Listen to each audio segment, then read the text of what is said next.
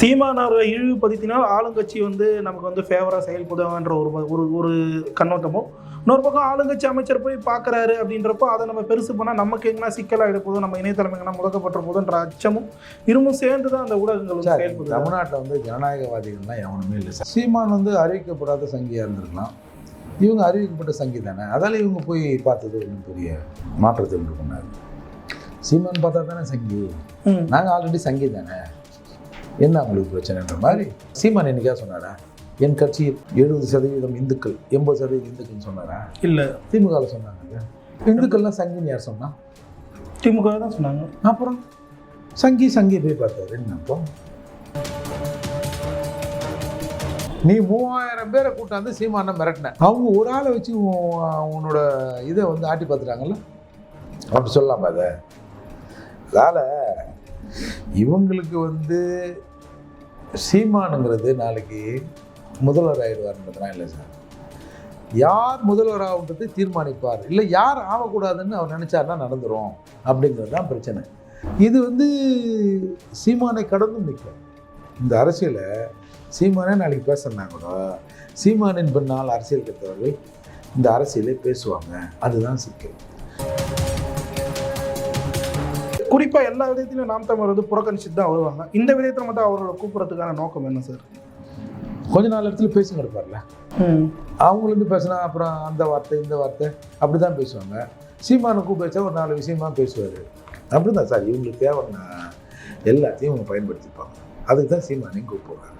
எவ்வளோ தான் தடுத்தாலும் நீங்கள் நல்லவர்களாக மாறுகிற வரை நாம் தமிழர் வளர்ச்சியை எவனாலும் தடுக்க முடியாது. இப்போ நல்லா இருக்கிறவங்கள வேறுனே வெளியே அனுப்பணும்னு சீமானுக்கு யாராவது வேண்டுதலாம்? இல்லை, அவர் வெளியே யாரும் புரிஞ்சுக்கிறேன்னு இருக்கலாம், இல்லை வேறு ஒருத்தவங்க ஏதாவது பேசலாம். சரி, நம்ம தான் அந்த சமுதாயத்தினுடைய தூக்கி சுமக்கணுமா, நமக்கு அப்புறம் ஒரு மாரியம்மா வார்த்தைன்னு கூட நினைக்கலாம்.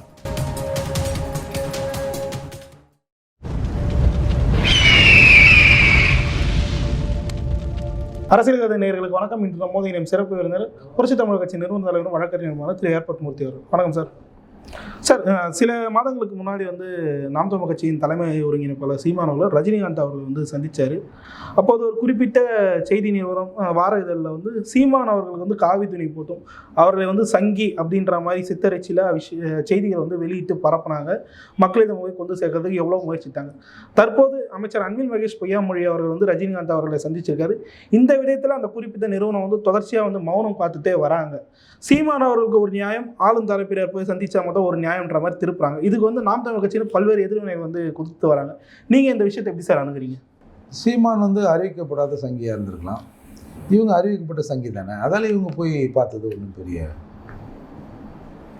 மாற்றத்தை உண்டு பண்ணாரு. சீமான் பார்த்தா தானே சங்கி, நாங்கள் ஆல்ரெடி சங்கி தானே, என்ன அவங்களுக்கு பிரச்சனைன்ற மாதிரி. என்ன சார், பார்ப்பன ஆதிக்கத்தை எதிர்த்து தான் நாங்கள் திராவிட கட்சியை வந்து உண்டாக்கியிருக்கோம். பாஜக உள்ளே வந்துடும் சொல்லிட்டு தான் நாங்கள் 2024 தேர்தலில் 40 தொகுதியில் வந்து வெற்றி பெற்றிருக்கோம். பிரசாந்த் கிஷோர் வந்து உங்களுக்கு வந்து தேர்தல் பண்ணி செஞ்சார்ல, அப்போ பூணல் போட்டிருந்தாரா இல்லையா? போட்டிருப்பாருல்ல, பார்ப்பனர் தானே. அப்போ ஒரு பிராமணர் இல்லையா? பிராமணர் தானே அது. பார்ப்பனர் என்பவர்கள் பறையர்கள், அவங்க பிராமணர் இல்லையா? நம்ம ஒய்டி மகேந்திரனோட மக சொன்னாங்க தெரியுமா, ஏயா உங்களுக்கு ஜெயிக்க வைக்க பார்ப்பாங்க அது பிராமணர் வேணும், உங்களுக்கு ஆடிட்டர் பிராமணர் வேணும், உங்களுக்கு வக்கீல் பிராமணர் வேணும், நீங்கள் கல்யாணம் பண்ணிக்கிறதுக்கு பொம்பளை பிராமணாக இருக்கணும், உங்களுக்கு எல்லாத்துக்கும் பிராமணன் வேணும். ஆனால் நீங்கள் பிராமணை எதிர்ப்புங்க. உங்களுக்கு அறிவே இல்லையா? எங்கள் அறிவை பயன்படுத்தி தான் நீங்கள் மேலே வருவீங்களா? அப்படிலாம் சொன்னாங்கல்ல. இந்த மாதிரி ஆட்களை இவங்க பயன்படுத்தலாம். இந்த மாதிரி அந்த அக்கா பேசியிருக்குமா? மாட்டாங்க. அதால் இவங்க சொன்னாங்க. சீமான் என்னைக்கா சொன்னாரா என் கட்சியில் 70% இந்துக்கள் 80% இந்துக்கள்னு சொன்னாரா? இல்லை. திமுகவில் சொன்னாங்கல்ல. இந்துக்கள்லாம் சங்கின்னு யார் சொன்னா? திமுக தான் சொன்னாங்க. அப்புறம் சங்கியை போய் பார்த்தாரு என்ன? அப்போ ரஜினியை சங்கின்னு தானே சொல்கிறாங்க. நிச்சயமா. அப்போ அந்த 80% இருக்கிற சங்கிகளில் ஒரு சங்கி போய் இன்னொரு சங்கியை பார்த்தாரு, கடந்து போக வேண்டியதானே. ஆனால் சீமான் அவர்கள் அணுகும்போது இப்படி கடந்து போகல இல்லை சார். அதை வந்து பெரிய இஷ்யூ ஆக்குனாங்க, ஹெட்லைன்ஸாக போட்டாங்க. பாஜகவோட பி டீம் தான் அப்படின்னு சொல்லிட்டு நிறுவ எவ்வளவோ ட்ரை பண்ணாங்கல்ல சார். சார், சீமான் என்ன பேசுகிறாருன்றது தான் இங்கே அரசியல். சீமான் இன்னைக்கு என்ன பெரியாருக்கு எதிராக பேசுகிற சீமான் கருப்பு சட்டை போட்டு விட்டார், எங்கள் அடையாளத்தை போட்டு விட்டார். மறுநாள் சிவப்பு சட்டை போட்டார் வச்சுக்க. நேற்று நாங்கள் மிரட்டினோம் கருப்பு சட்டை போடுவதற்கு சீமானுக்கு அருகதில்லை என்று, அதனால் இன்றைக்கு சிவப்பு சட்டை போட்டிருக்கிறார். சிவப்பு சட்டை போட்டாலும் நாங்கள் விட மாட்டோம், ஏனால் எங்களுக்கு மறு அடையாளம் கம்யூனிஸ்டுகள் நாங்கள் ஒருபோதும் அனுமதிக்க முடியாது. மறுநாள் பச்சை சட்டை போட்டார் வச்சுக்கா. ஓ, இஸ்லாமியரின் கலரான பச்சையை போட்டு விட்டால் நீ எல்லாம் சிறுபான்மையினருக்கு ஆதரவு நினைப்பா? உனக்கு சிறுபான்மையின் பாதுகாவலர் நாங்கள் தான். சட்டையே இல்லாமல் தான் வச்சுக்க. சீமானுக்கு ஏதோ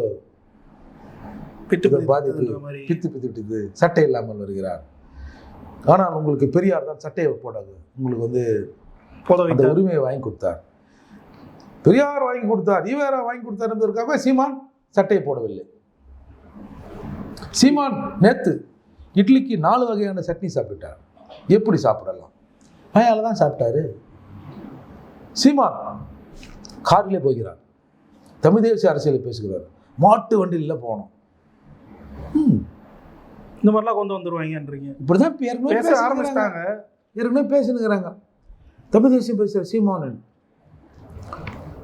அவர் வாடகை வீடு எவ்வளோ தெரியுமா? இருக்கட்டும். இப்போ என்ன அப்போ என்னையா அப்போ ஏசி எவ்வளோ 3வது பணக்காரன்றாங்க உங்களை. அதால் சார், இன்னைக்கு சீமானை பற்றி இவர்கள் பயந்துருக்கிறார்கள்.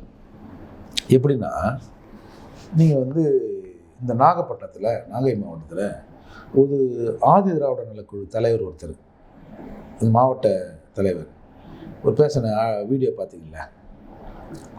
இந்த மாதிரி வந்து எஸ்சி பகுதிக்கு வந்து சில விஷயங்களை, அடிப்படை தேவைகளை செய்யணும்னு நான் போய் ஒன்றே செல்லான்ட்டு கேட்டேன். அதனால் என்னை திட்டி காரி துப்பிட்டார். எச்ச துப்புனார். தொடச்சின்னு வெளியே வந்தேன். வந்துட்டு மாவட்ட செயலர்கிட்ட போய் கேட்டேன், ஓ அப்படி தான் நடக்கும், இருந்தால் இரு, இல்லைன்னா போன்னு சொன்னார் அப்படின்னு ஒரு வீடியோவை வெளியிட்டு புகார்லாம் இங்கே கொடுத்தார் பொழுது. ஒன்றே சொல்கிறாங்க, அந்த சம்மந்தப்பட்ட அந்த ஆதிராடல குழு தலைவர் நாம் தமிழர் கட்சியோடு சேர்ந்து திமுக மீது அவதூறு பரப்புகிறார். ஏன் நீங்கள் தான் சீமான் ஒரு ஆளே இல்லை, சீமான் கட்சியிலிருந்து ஒரு 3000 பேர் விலகி நாங்கள் முத்துவேல் கருணாநிதி ஸ்டாலின் அவர்கள் முன்னிலையில் தான் சேருவோம். சீமான்லேருந்து விலகி அப்படியே நேராக ஜம்ப் பண்ணி அண்ணா அறிவாலயத்தில் நம்ம முதல்வர் முன்னாடி, திமுக தலைவர் முன்னாடி தான் குதிப்போம் அப்படின்னு ஒரு 3000 பேர் குச்சாங்கன்னு சொல்கிறீங்களா? ஒரு ஆள் வந்து நாம் தமிழர் கூட சேர்ந்து உங்களுக்கு கலங்க விளைவிக்கிறாரா? முடியாத காரியமாக இருக்கு. ஆனால் அந்த மாவட்ட செயலர் ஒன்றிய செயலர் சொல்கிறாங்கல்ல.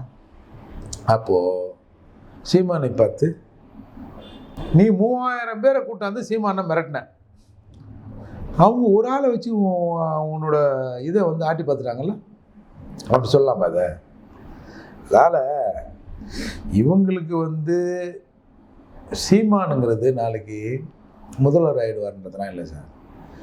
யார் முதல்வர் ஆகுன்றது தீர்மானிப்பார், இல்லை யார் ஆகக்கூடாதுன்னு அவர் நினச்சாருன்னா நடந்துடும் அப்படிங்கிறது தான் பிரச்சனை. இப்போது நாளைக்கு அந்த ஆள் வந்தாருன்னா அப்புறம் அவர் கொஞ்ச நாள் இருப்பார், நம்ம கொஞ்ச நாள் இருப்போம், அதெல்லாம் இல்லை. நம்மளை ஆள விட மாட்டார், நம்மளை ஆக்க விட மாட்டாரியா? ஏதோ தமிழன், மண், காற்று, பூமி, அது இதுன்னு எதை தான் சொல்லிக்கிறாரு. அதை கேட்டும் பைத்தியக்காரன் ஒரு 35,000 பேர் ஓடுறான், 36,000 பேர். என்ன ஆச்சு இவர்களுக்கு? இந்த சினிமாவில் இந்த படம்லாம் போட்டால் என்ன ஆச்சு இவர்களுக்கு அப்படின்னு இந்த சிகரெட் புகையா ஒரு விளம்பரம் போடாது, அந்த மாதிரி என்ன ஆச்சு? நல்லா தானே இருந்தானுவோம், எல்லாம் நமக்கு கொடுக்குற காசு வாங்கி ஓட்டு போட்டோம் தானே அப்போல்லாம். இப்போனா ஏன் புதுசாக இன்னும் காசு வேணாம், ஒரு இது வேணாம், நாங்கள் ஓட்டை அவர் சீமானுக்கு போடுறோம், அந்த ஆள் ஒரு சாத்தி பார்த்து பார்க்குற ஓட்டு தீட்டுங்கிறாரு, ஒத்த பிசா கூட காசு ஓட்டுக்கெல்லாம் காசுலாம் கிடையாதுன்றாரு, ஒரு கோட்டரு பிரியாணிக்கிறேன்னு எதுவுமே இல்லை. எப்படி அவங்க திடீர்னு தெரிஞ்சுட்டானுவா? இவங்களை நம்ம அப்படி வளர்க்கலையே. இந்த அரசியல் தெளிவு தான் அவர்களுக்கு வந்து அச்சத்தை ஏற்படுத்துதுன்னு சொல்லி, இதுதான் தெளிவு. இந்த தெளிவுங்கிறது இது உடனே மாறிடுமா? இது மாறாது. இது வந்து சீமானை கடந்தும் நிற்கும். இந்த அரசியலை சீமானே நாளைக்கு பேசுனா கூட சீமானின் பின்னால் அரசியல் கற்றவர்கள் இந்த அரசியலை பேசுவாங்க. அதுதான் சிக்கல். ஈரோடு இடைத்தேர்தலில் ஒரு ஓட்டு நீ அதிகமாகிட்டீங்கன்னா பார்த்துக்கோன்னாங்க, அப்படியே டபுளாக ஜம்ப் ஆச்சுல்ல. நிச்சயமாக அது ஒரு பெரிய மாற்றம் தானே. நீங்கள் எவ்வளோ தான் இன்ஃப்ளூயன்ஸ் பண்ணுங்கள், எவ்வளோ காசு கொடுங்க, அதெல்லாம் இல்லை அப்படின்னு ஒரு 24,150. 24,157 பேர் நின்னான்ல ஒரு தொகுதியில். 234 தொகுதி கணக்கு போடுங்க. இதுதான் எங்கேயோ போகுது. கணக்கு போட்டு சொல்லுங்க பார்ப்போம். கணக்கு போட்டு தான் சார் கணக்கு போடுங்க. 24,151 இன்ட்டு 234.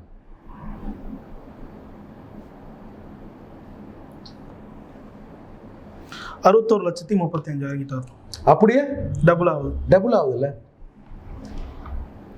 ஒரு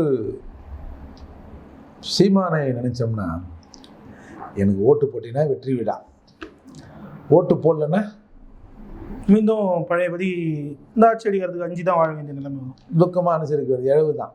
ஆனால் நீ ஓட்டு போடும் வரை நான் சொல்லிக்கொண்டே இருப்பேன், நீ திருந்தும் வரை பேசிக்கொண்டே இருப்பேன், நான் பேசிக்கொண்டே இருப்பேன். உன்னை திருத்துவதுதான் என் நோக்கம். உன்னையும் என்னையும் பிரிக்க முடியாது. என்னை விட்டு நீ விலகினாலும் என் குரல் உன் காதுகளில் ஒலித்து கொண்டே இருக்கும். நீ என்றைக்கு திருந்துறாயோ அதுவரை என் வாய் மூடாது. இதுதான் சீமா. ஆனால் சார், இப்போ நான் குறுக்கிறது மன்னிக்கும், இந்த நம்ம அந்த காவி உதய விஷயம் பற்றி பேசிகிட்டு இருந்தோம். சீமான் அவர்களை இழிவுபடுத்தினால் ஆளுங்கட்சி வந்து நமக்கு வந்து ஃபேவராக செயல்படுவாங்கன்ற ஒரு கண்ணோட்டமும், இன்னொரு பக்கம் ஆளுங்கட்சி அமைச்சர் போய் பார்க்குறாரு அப்படின்றப்போ அதை நம்ம பெருசு பண்ணால் நமக்கு எங்கன்னா சிக்கலாகிட போதும், நம்ம இணையதளம் எங்கன்னா முடக்கப்பட்ட போதுன்ற அச்சமும் இருமும் சேர்ந்து தான் அந்த ஊடகங்கள் வந்து செயல்படுது. தமிழ்நாட்டில் வந்து ஜனநாயகவாதிகள்லாம் எவனுமே இல்லை சார். அதெல்லாம் எடப்பாடி ஆராய்ச்சி காலத்தோடு முடிஞ்சுது. இப்போ எல்லாம் பெய்ட் சர்வன்ஸா. நம்ம இவர் சொல்கிறார்ல, பத்திரிகையாளர் மணி, 100 அல்சேஷன் அன்னார் வேலத்தில் வளர்க்குறாங்கன்னார்ல, 100 இன்னைக்கு 200 300 கூட மாறி இருக்கலாம். திராவிட ஐநாக்களால் குதிரப்படுகிறது நாம் தமிழர்ன்ற விஷயம்லாம் சொல்லியிருக்காரு. எனக்கு அதில் பிடிச்சது 100 அல்சேஷன் தான். சரி, இன்னொன்று சைஸையும் பாருங்களேன், நல்லா சைஸாக இருக்கு, நல்லா தீனி பொழுது. சரி சார், இதை தொடர்ந்து வந்து நாடாளுமன்ற தேர்தலுக்கான அந்த தொகுதி மறுசீரமைப்பு, இந்த விதத்தில் வந்து தமிழகத்துக்கு வந்து 8 தொகுதிகள் வந்து குறையுது அப்படின்னு சொல்லிட்டு மத்திய அரசு சொன்னதாக ஸ்டாலின் அவர்கள் அறிவித்தார். 45 தமிழகத்தில் இருக்கக்கூடிய 45 கட்சிகளுக்கு வந்து அரசாங்கம் வந்து தமிழக அரசாங்கமும் அழைப்பு விடுத்திருக்கு. சீமான் அவர்கள் இதில் வந்து பங்கேற்க மாட்டேன், நான் வந்து தொகுதி மறுசீரமைப்புக்கு தனியாகவே நின்று போராடுறேன் அப்படின்ற ஒரு விஷயத்த சொல்லியிருக்காரு.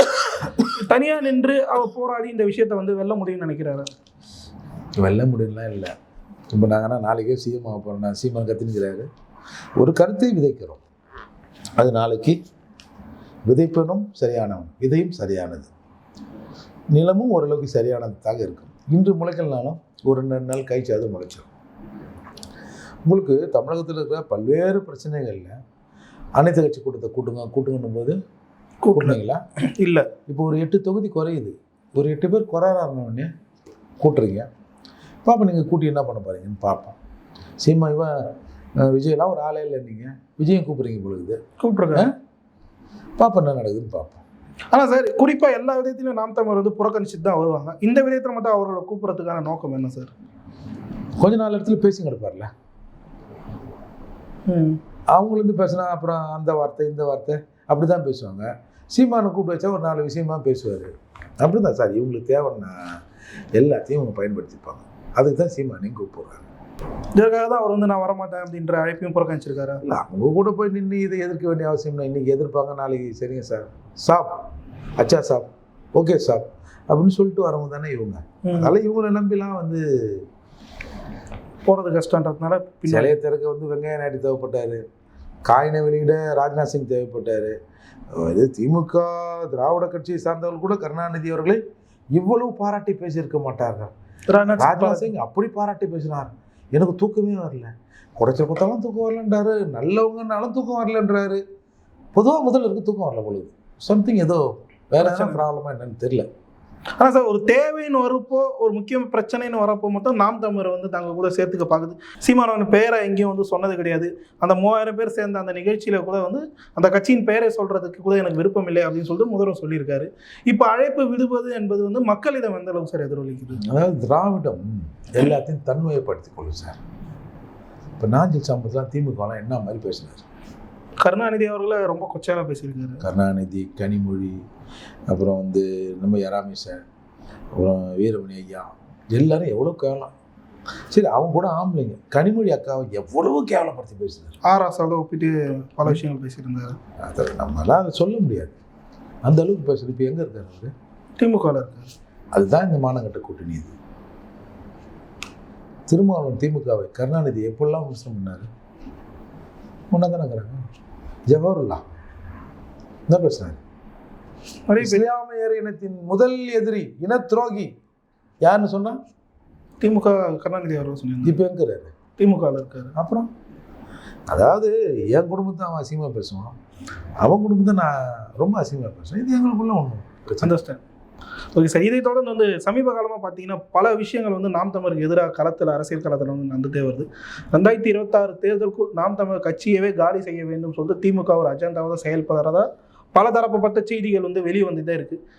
இந்த மாதிரியான விஷயங்கள்ல நாம் தமிழரை வீழ்த்தி விட முடியும் அப்படின்னு சொல்லிட்டு திமுக நினைக்கிறது நிறைவேறுமா சார்? அதாவது ஒவ்வொரு தேர்தலை கடந்து போகும்போதும் நாம் தமிழர் வாக்கு என்பது அதிகரித்து கொண்டே தான் போகுது, ஒன்றும் கம்மியாக போகல. இல்லை, அதான் அது வளர்ச்சி நோக்கி தான் சார் போகணும் சார். நீங்கள் எவ்வளோ தான் தடுத்தாலும் நீங்கள் நல்லவர்களாக மாறுகிற வரை நாம் தமிழர் வளர்ச்சியை எவனாலும் தடுக்க முடியாது. நீங்கள் நல்லவனாக மாட்டீங்கன்னு வச்சுங்க, நாம் தமிழர் வளர்ச்சி அப்படியே நின்றுடும். ஏன்னா அவங்களுக்கு ஓட் பண்ண ஆரம்பிச்சிருவாங்க. அதுக்கான வாய்ப்பு இல்லை ராஜா, வாய்ப்பு இல்லை. அதான் நாம் தமிழர் வளர்ந்து கொண்டே தான் போகும். ஆனால் இந்த விஷயத்தில் வந்து ரொம்ப மேஜர் ரோல் ப்ளே பண்ணுறது மீடியாக்களாக தானே சார் இருக்குது. நாம் தமிழர் எல்லாமே இவங்க பெயிட் பண்ணுற ஆளுங்க தானே சார். மக்கள் வந்து ஒரு விஷயத்த தெரிஞ்சுக்கணும்னா செய்தி ஊடகங்கள் மூலமாக தெரிஞ்சுக்கக்கூடிய ஒரு கட்டாயத்தில் இருக்கக்கூடியவர்கள் வந்து அந்த விஷயத்தை நம்ப ஆரம்பிச்சு. அதெல்லாம் இல்லை சார். இப்போ தான் வாட்ஸ்அப் தான் சார் அந்த மக்களோட கொஞ்சம் மூல விழிப்புணர்வு ஆகுது. எல்லா மீடியாக்களும் சும்மா தான் வர்றோம் சார். முந்தானத்து 21ஆம் தேதி காலையில் ஒரு ஆக்சிடென்ட் நடக்குது சார். ஒரு 4 பஸ்ஸுகள் மோதிக்குது சார். 22ஆம் தேதி நடந்த மாதிரி போடுறான் சார். இன்னொரு செய்தியை மறைச்சாங்க. முதல்வர் ஒரு திமுக கூட்டத்துக்கு போகக்கூடிய மக்கள் வந்து ஆக்சிடென்ட் ஆகி பல பேர் இறந்தாங்க. அந்த விஷயத்த வந்து வெளிக்கொணரவே இல்லை. அதனால் இவங்களுக்கு விஜய் என்ன சொல்கிறாரு, விஜயலட்சுமி என்ன சொல்லுது, இந்த மாதிரி தான் இவங்க ஓடுறாங்களே தவிர மக்களுக்கான விஷயங்களை யாருமே சொல்லலை சார்.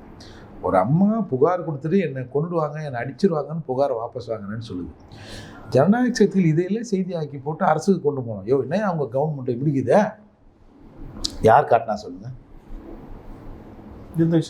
வேங்க வயலில் அந்த பசங்களை அக்யூஸ் ஆன பிறகு நான் ஒரு பிரபல தொலைக்காட்சிக்கு பேசுகிறேன். இந்த மாதிரி நான் ஒரு வீடியோ வெளியிட்டிருக்கேன். இது எப்படிங்க என்ன சார், அந்த மீடியா ட்ரையல் நடத்துது சார். உங்களுக்கு தெரியுமா தோழர், இவங்க இப்படிலாம் பண்ணாங்க தோழர். இன்னமும் கூடவே இந்த இவன் தான் பிஏ கரைச்சி கொடுத்த மாதிரி. அப்போ இவங்களோட நோக்கம் எப்படி இருக்குது பார்த்தீங்களா? குறிப்பிட்ட அந்த பிரச்சனையை முடிக்க வேணும், தமிழக அரசுக்கு மேலே தலைவலி வரக்கூடாதுன்ற ஒரு ரீசன், அவ்வளோதான். அப்போது ஒரு காலத்தில் நம்ம வள்ளுவர் கோட்டம் ஆர்ப்பாட்டம் செய்கிற இடமெல்லாம் நிரம்பி வழிந்தது. இப்போ பிரச்சனையே இல்லையா? ஏன் சார் குறைஞ்சபட்சம் யார் அந்த சார்னு கேட்டானோல சார், இவங்க மோதி மறைச்சிட்டாங்க அந்த விஷயம். அப்புறம் இதை விட என்ன சார் ஒரு உதாரணம் வேணும் சார்? நீங்கள் சொல்கிறீங்க போராட்டம் நிரம்பி வழிஞ்சது சொல்லிட்டு, ஆனால் முதல்வர் சொல்கிறாருல 1 லட்சம் போராட்டத்துக்கு நாங்கள் அனுமதி கொடுத்துருக்கோம்னு. ஒன்றும் நடந்த மாதிரி தெரியலையா? அரசு ஊழியர் போராட்டம் நடக்குது, இப்பயும் நடந்துருக்குது. அதுவும் அவர்கள் திமுகவுக்கு வேண்டியப்பட்டவர்கள். கடந்த ஆட்சி காலத்தில் அவர்கள் கூட்டிய மாநாடுகளில் நம்முடைய தலைவர் கலந்து கொண்டு இருக்கிறார் ஸ்டாலின் அவர்கள். இப்போ நடக்குது. இதை யார் பெருசாக போடுறான் சொல்லுங்கள்? ட்விட்டரில் செய்தியாக தான் பார்க்க முடியுது. அவ்வளோதான். எல்லாரையும் பர்ச்சேஸ் பண்ணியாச்சு, வேற என்ன?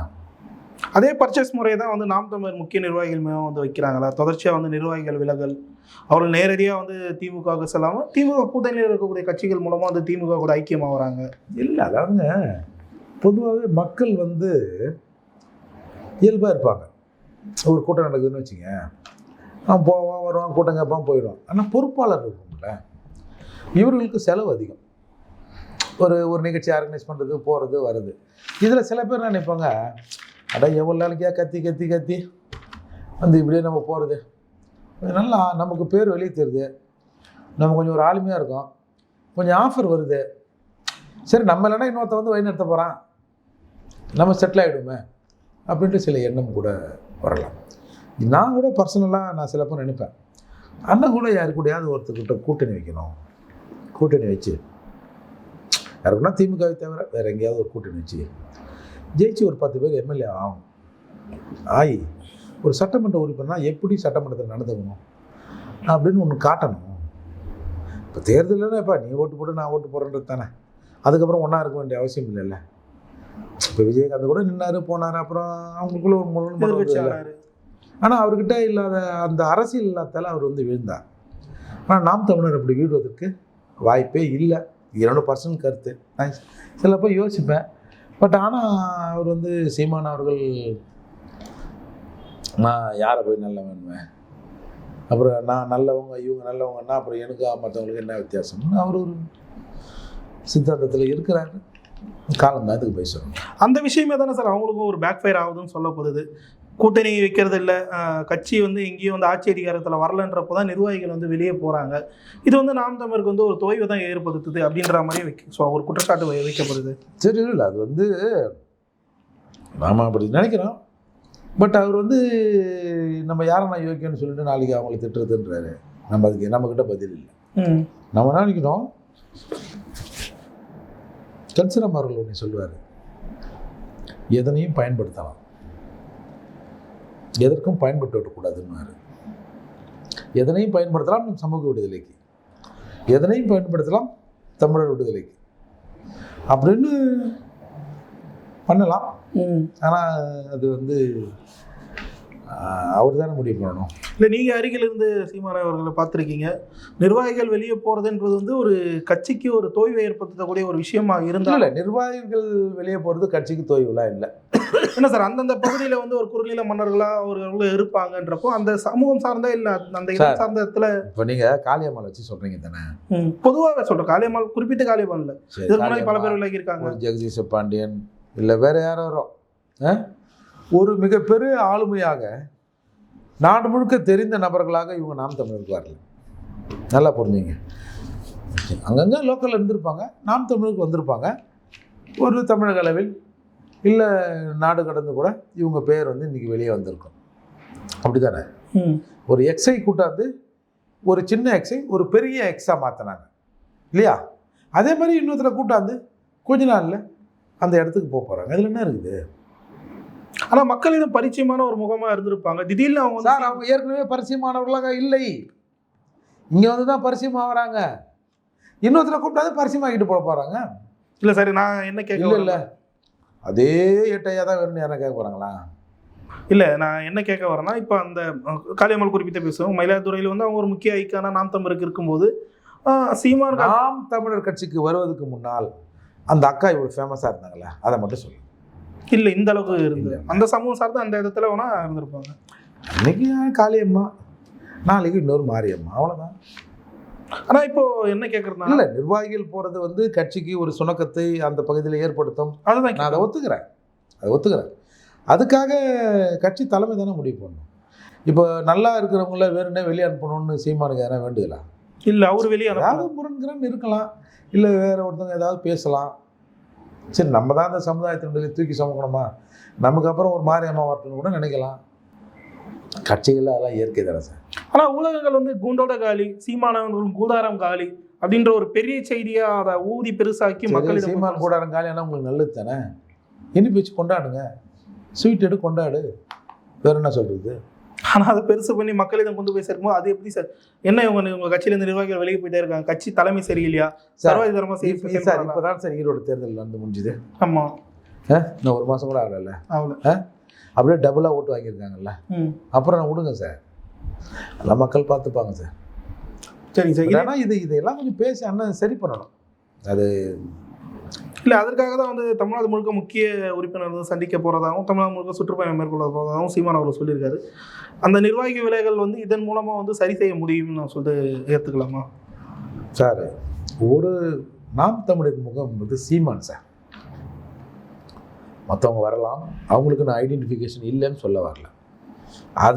அதுதான் மெயின் ஃபோக்கஸ். அதனால் நாளைக்கு 4 பேர் வருவாங்க, நம்ம சீமான் மெடல் ஏறி பேசுவாங்க, அதெல்லாம் நடக்க தான் செய்யும். நம்ம வந்து சிலது விலகி போகுதுன்றதுக்காக விட்டு ஓட முடியாதுல்ல. 4 நிர்வாகிகள் போயிட்டாங்கன்னு சீமான் ஐயோ அந்த கட்சியை கழிச்சிட்டு வேறு கட்சிக்கு போயிருந்தான் சொல்ல முடியுமா? போக முடியாது சார், முடியாதுல்ல. அது அவருக்கு ஒரு திட்டம் வச்சிருப்பார். இந்த உலகமே தமிழ்நாடே சீமான் அழின்னு தான் நினைக்குது. சந்தோஷப்படுங்க, சரக்கு கீரை போட்டு ஜாலியாக இருங்க. சீமான் கட்சியிலேருந்து பொறுப்பில் போயிட்டாங்கன்னு கூட இருங்க, காலம் தீர்மானிக்கட்டும். சரி சார், இதை தொடர்ந்து வந்து தொடர்ச்சியாக சில காலமாக பார்த்தீங்கன்னா பல வழக்குகள், பல அவதூறுகள், பல சம்மன்கள் தொடர்ச்சியாக சீமான் மீது வந்து வைக்கப்பட்டு இருக்கு. அரசியல் ரீதியாக அவர் வந்து ஒதுக்கி வைக்க வேண்டும்ன்ற ஒரு நோக்கத்தோட இது வந்து செயல்படுத்தப்படுதா? இதன் பின்னணி என்ன இருக்கு, என்ன பிரச்சனை? இந்த அலிகேஷனு, இந்த பொம்பளை விஷயம் தமிழ்நாட்டில் அரசியல் தலைவர்கள் மீது அந்த புகார் இல்லாத ஒரு ஆளை சொல்லணும். பெரும்பான்மையாக இருக்க தான் செய்வாங்க. அதை விட்டுப்பாங்க சார், இவனுக்கு ஒரு வேலை இல்லை. ஆனால் இப்போ ஆட்சி அதிகாரத்தில் இருக்கக்கூடிய கட்சினா பரவாயில்ல, இவர் களத்துக்கு போனாதான் இவர்கள் பேச முடியும், இவர் மக்களை வந்து சந்திக்க. ஆட்சி அதிகாரத்தில் இருக்கக்கூடிய கட்சியில் சீமான் யார் ஆட்சியில் வரக்கூடாதுன்னு முடிவு பண்ணுவாரு, அதுதான் சிக்கல். மக்களை சந்திக்க விடாமே வைத்திருக்காங்களா இது மூலமா? ஒரு அலிகேஷன் வீசுறாங்களாம். நான்லாம் அசால்ட்டாக லெஃப்டில் ஹேண்டில் பண்ணிட்டு போவேன். அவர் ஒரு டைரக்டர், அது ஒரு நடிகை, அது ஒரு கதையாயா போயா, அவ்வளோதான் நம்ம கதை. ஒரு புறம் வந்து திமுக இங்கே மாபெரும் பெருங்கட்சிகளாக இருந்தாலும் பாமக, விசிக போன்ற கட்சிகள் வந்து மற்ற கட்சிகளோட ஐக்கியமாயிடுது. சீமானவர்கள் ஒரு ஐக்கான ஒரு 3வது பெரிய கட்சியாக வளர்ந்து வர நேரத்தில் வந்து நாங்கள் தான் வந்து சீமானோட பெரிய கட்சி அப்படின்னு சொல்லிட்டு தாவேக்கா வந்து உள்ளே வராங்க. ஒரு நடிகர் இன்னும் அரசியலுக்கு வரல, இன்னும் தேர்தலில் நிற்கலை, பத்திரிகையாளர் சந்திப்பு ஏற்படுத்தலை, கொள்கை என்னன்னு சொல்லிட்டு தெளிவாக சொல்லி அதை வந்து அவர் வாய் மூலமாக கேட்க முடியலன்றப்போ அவர்கள் வந்து இந்த அளவுக்கு தங்களை வந்து பெரிதுபடுத்தி காட்டுவதை வந்து எப்படி சார் பார்க்குறீங்க? நீங்கள் வருங்கால முதல்வர்ன்றாங்க, கேட்ட முடியுமா? என்னையா இப்போன்னா விஜய் எதிர்கட்சி தலைவராக இருக்கிறாரு, அடுத்த தேர்தலில் முதல்வர் ஆகிடுவார்னு சொல்கிறீங்கன்னு சொல்ல முடியுமா? அவங்க சொல்கிறாங்களே, அவங்க சொல்கிறாங்க சார், வருங்கால முதல்வர்ன்றாங்க சார். இப்போ இன்னும் கரண்டில் அவர் எதிர்கட்சி தலைவரா, அடுத்த தடவை நாங்கள் ஆளுங்கட்சியாக வந்துடுவோன்றதுக்கு இல்லை. அதனால் சொல்கிறவங்க சொல்லிட்டு தான் இருப்பாங்க. அப்போ அது கூட சொல்லலாம், அந்த சொல்லுகிற உரிமையை நம்ம பாராட்டணும். இன்றைக்கி பல கட்சிகள் திமுக கூட்டணியில் இருக்காங்கல்ல, வருங்கால முதல்வர்னு சொல்ல முடியல. செவத்தில் கூட அவங்க காசில் அவன் ஏதிக்க முடியல, அவங்க போட்டோவே பெருசாக போட முடியல, போட முடியல. அவங்க கட்சி தலைவர் வராருன்னா செவத்தில் இருக்கிற விளம்பரத்தை அடின்றான், திருமாவளவன் விளம்பரத்தை அடின்றான் படத்தை. என்னங்க தலைவர் வந்து போன பிறகு எவ்வளோ செலவாச்சு இதுக்கு? என்ன 10,000 இருக்குமா? இந்தா 50,000 எழுதிங்கய்யா, என்னய்யா பிரச்சனை? பரவாயில்ல மாப்பிள்ள, 10,000 செலவு பண்ண 50,000 வந்து இதை திரும்பி ஒரு 10,000 செலவு பண்ணோம்னா மொத்த முதலீடு 20,000, லாபம் 80,000, 30,000 இல்லை 50,000 கணக்கு, 30,000 இல்லை இருங்க. இப்போ என்ன 4 நாள் இல்லைண்ணா என்ன? சரிங்க சார், தலை ஓகே தலைவரா வணக்கம் தலைவரா, அப்படி தான் இருக்கிறாங்க. நம்ம என்ன பண்ணுறது? ஆனால் சார், இப்போ ஒரு நடிகர் வந்து அரசியலுக்கு வர்றதுன்றது இது ஒன்றும் புதுசு இல்லை, ஆல்ரெடி வந்தவங்க சாதிச்சிருக்காங்கன்ற பட்சத்தில் விஜய் வரும்போது மட்டும் பல்வேறு தரப்புல இருந்து எதிர்ப்புகள் வந்து விழுது சார். அது எதனால்? இல்லை, முதல்ல அப்படி தான் இருக்கும், எல்லாருக்கும் எம்ஜிஆர் நினைப்பு இல்லை. அவர் சொல்கிறாருல, எம்ஜிஆர் வழியில் எம்ஜிஆர் சினிமா டைலாக் எங்கேயும் மேடையில் பேசலை, ஸ்கிரிப்டில் பேசலை. இவர் பேசுறது எல்லாமே சினிமா டைலாக் தான் சார். அரசியல் கட்சிகளே அதை ஃபாலோ பண்ணுறாங்க, குறிப்பாக திமுகவே அதை ஃபாலோ பண்ணியிருக்காங்க. பண்ணட்டும் சார், திமுக மீது நம்ம 1000 அலிகேஷன் சொன்னாலும் அது சில விஷயங்களை வந்து உண்மையாவோ பொய்யாவோ களத்தில் நிற்குது இல்லை. இவர் அப்படி இல்லைல்ல, ஒன்லி டைலாக்கு, அந்த சொல்லானங்களை தூண்டி விடுறது, அப்படி தானே இவர் ஓடுறாரு. பார்ப்போம், வரட்டும், வரக்கூடாதுன்னு சொல்கிறதுக்கு இல்லை. வா வா வா வா வா வா வா வாடுறான் அவன். யாயா அவனை கூப்பிடுங்க நம்ம சொல்ல முடியுமா? முடியாது. ஆனால் இதில் ஒரு சிக்கல் இருக்கிறதே வந்து இன்னும் அதான் சார், தேர்தலுக்கு வரலன்றப்போ சீமானதே அவர் வந்து பெரிய கட்சி, நாம் தமிழரே பெரிய கட்சி அப்படின்னு சொல்லி. ஆமாம் சார், வருங்கால முதல்வர்ன்றாரு. அப்போ நாளைக்கு எடப்பாடியாரோ இல்லை வந்து ஸ்டாலின் அவர்களோ, ஐயோ அவர் தான் வருங்கால முதல்வர்னு சொல்கிறார், நம்ம நிற்க வேணாம் அப்படின்னு விட்டு போய் போகிறாங்களா? முடியாது. காக்கைக்கு தன் குஞ்சு பொன் குஞ்சு பாப்பா, இந்த குஞ்சு என்ன பண்ணுதுன்னு. இதை வந்து இறுதியாக ஒரே ஒரு கேள்வி. சமீபத்தில் ஸ்டாலின் அவர்கள் வந்து ஒரு வீடியோ வெளியிட்டிருந்தார். அதில் வந்து தன்னை வந்து அப்பா என்று அழைப்பதாகவும் சொல்லியிருந்தார். அதற்கு சீமான் அவர்கள் திருப்பி ஒரு விஷயம் வந்து சொல்லியிருக்காங்க. ஜெயலலிதா அவர்களை வந்து அம்மா என்று அழைத்தது வந்து காலசூழலும் மக்களும் விரும்பி அழைத்தது, இவங்க வந்து ஒரு ப்ரொபகண்டா பண்ணுறாங்க, ஒரு திணிக்கிறாங்க அப்படின்ற ஒரு விஷயத்தை வந்து பேசியிருக்காரு. இதை நீங்கள் எப்படி சார் பார்க்குறீங்க? எனக்கு தெரிஞ்ச யாரும் அப்பான்னு கூட்ட மாதிரி தெரியல.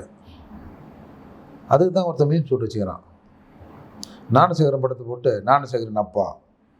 தேவையா அது நமக்கு? அப்போ அதாவது சில படங்களில் வந்து குழந்தைங்க காணாமல் போய்டும் சின்ன வயசில். ஒரு 10-20 வருஷம் கழிச்சு ஒரு பாட்டு பாடி குடும்ப பாட்டுன்னு சொல்லிட்டு ஒன்று சேருவாங்க, பிள்ளையை கண்டுபிடிப்பாங்க. ஒரு அப்பா தொலைஞ்சு போய் ரொம்ப நாள் கழிச்சு வந்து நான் தானே அவங்க அப்பான்றாரு. ஒரு தங்கவேல் படம் ஒன்று பார்த்துருக்கீங்களா? என்ன படம் சார்? அந்த பேர் எனக்கு தெரியல. தங்கவேல் இருப்பார், அவர் பொண்டாட்டி அம்மா இருப்பாங்க. ஒரு சின்ன பையனாக கமலஹாசன் நடிப்பார். அப்போ என்ன பண்ணுவாங்க, ஒருத்தன் இந்த மாதிரி உங்கள் அப்பா அங்கே போயிட்டாரு இங்கே போயிட்டாருன்னு கேட்டவுடனே அந்த சாமி ஒரு பிச்சைக்காரன் என்ன பண்ணுவான், ஒரு சாமியார் மாதிரி ஒரு பிச்சைக்காரன் அந்த வேஷங்கள்லாம் போட்டுன்னு நான் தான் உங்கள் அப்பா அப்படின்னு வந்துடுவான். இவங்க 2 பேரும் சினிமாவுக்கு போயிடுவாங்க. தங்கவேல் எங்கே போயிடுவார், அவர் வந்து உடனே தங்கவேல் என்ன சொல்லுவார், அப்பா அவன் உண்மையிலே அப்பா தான் பொழுகுது அப்படின்னு சொல்லி சோப்பு சீப்பு அதுக்கெல்லாம் வாங்கிட்டு வாங்குவார். இவனும் போயிடுவார். உடனே கமலஹாசனை கட்டிட்டு அந்த சாமியார் வீட்டில் இருக்கிற பொருள்லாம் தூக்கின்னு போவார். அப்புறம் பிடிச்சி ரெடி பண்ணுவான்னு வச்சிங்கன்னா அதுக்கு ஒரு ஒரிஜினலாகவே அவங்க அப்பா வருவார். உடனே தங்கவேலு கண்ணை கட்டுவார். உடனே 2 பேரும் கட்டி போட்டு அடிப்பாங்க. அதுக்கப்புறம் அவங்க பொண்டாட்டி வந்து ஐயோ இவர் தாண்டா அவங்க அப்பாங்க. அந்த மாதிரி அப்பா காமெடிலாம் நாங்கள் நிறைய பார்த்துருக்கோம். இல்லை, இது வந்து ஒரு ட்ரோல் மெட்டீரியலாகவே மாறிட்ட தொடர்ந்து அவங்க ஒரு செயலி விடுறாங்க, அப்பான்ற செயலியை வந்து வெளியிடுறாங்க. அது தொடர்ந்து முன்கூட்டியே ரெடி பண்ணக்கூடிய அந்த ஃபோட்டோஸாக இருக்கட்டும், பேனர்ஸாக இருக்கட்டும், அதெல்லாம் வந்து வெளியிடுறாங்க. இது வந்து எப்படி சார் இந்த தேர்தல் வியூவர்கள் அவர்கள் மூலமாக செயல்படுத்தக்கூடிய ஒன்றா? என்னவோ சார் அவரை எல்லாம் காமெடியாக பயன்படுத்துகிறாங்க. அவர் ஏதோ தாய் உள்ளத்தோடு கூட பண்ணியிருக்கலாம். அதையெல்லாம் மீம்ஸ் போட்டு கில்லுன்னு கேலியுமாக்கி அவரும் பண்ணுறாங்க. உங்களுக்கு வருத்தமாக இந்த விடயத்தில்? அது சொல்கிறான், அப்பாவே சரக்கை கொடுப்பாராம், அப்பாவே குடிக்காதப்பாரான், அப்படிலாம் மீம்ஸ் போடுறாங்க. சரி, யாரோ ஒரு ஐடியா தராங்க சார். இப்போ ஒரு அரசியல் கட்சி தலைவர் வந்து எப்படி நடந்துக்கணும் எப்படி பேசணுன்றது அவங்க முடிவு பண்ணுறது சார். நமக்கு சம்மந்தம் இல்லாத எவனோ ஒருத்தன் வந்து இது ஆப்ரேட் பண்ணுறான், நீங்கள் இப்படி சொல்லுங்கள் அப்படி சொல்லுங்கன்னு. தமிழகத்தையே சம்மந்தம் இல்லாத. ஆமாம், அந்த மாதிரி சிலர் வந்து சொல்கிறாங்க. இப்போ ஸ்டாலின் தான் வராரு, விடியல் தர போகிறாரு. அதில் ஒரு ரைமிங் இருக்கா? பிரசாந்த் கிஷோர் அந்த தேர்தல் யுகத்தில் அதைத்தான் சொல்கிறேன். சம்மந்தமே இல்லாத நீங்கள் கோட்டு போட்டு சூட்டை போட்டு அதை போட்டு இதை போட்டுறாங்க, போட்டு திரிகிறாங்க. அது சிலப்போ சக்ஸஸும் ஆகிடுறாங்க. அரசியல்